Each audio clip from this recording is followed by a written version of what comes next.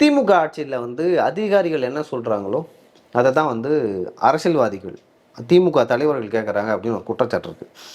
ஏன்னா ஏன் அத நான் சொல்றேன்னா, அதிகாரிகளுக்கு தான் வந்து அ லைக் ஒரு 30 வருஷம் சர்வீஸ்ல, 35 வருஷம் சர்வீஸ்ல இருப்பாங்க. 40 வருஷம் கூட இருப்பாங்க சில பேர். அப்படி இருக்கும்போது எந்த துறையில வந்து எப்படி திருடலாம்? ஆ எந்த துறைய வந்து யாருக்கு கான்ட்ராக்ட் குடுக்கலாம்?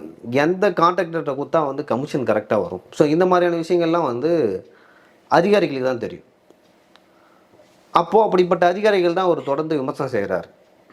நீங்க பார்த்தீங்கன்னா, தொடர்ந்து ஐஏஎஸ் ஆஃபீசர் தமிழ்நாட்ல எனக்கு தெரிஞ்ச எல்லா ஐஏஎஸ் ஆஃபீஸரையும் இப்ப தலைமைச் செயலரா இருக்கிறவரு, அதுக்கு முன்னாடி இருந்த தலைமைச் செயலர் உதயச்சந்திரா ஆகட்டும், முருகானந்தம் ஆகட்டும், இதேபோல இன்னும் நெறைய அதிகாரிகள பத்தி வந்து பேசியிருக்காரு. அதேபோல காவல்துறை அதிகாரிகள பத்தியும் பேசியிருக்காரு. ஏன்னா, அவர் முதலா கைது செய்யப்படும்போதே, சாபர் சாதிக்குன்னு சொல்லிட்டு முன்னாள் உளவுத்துறை அ இயக்குனர், தலைவர். இயக்குனர். ஆமா.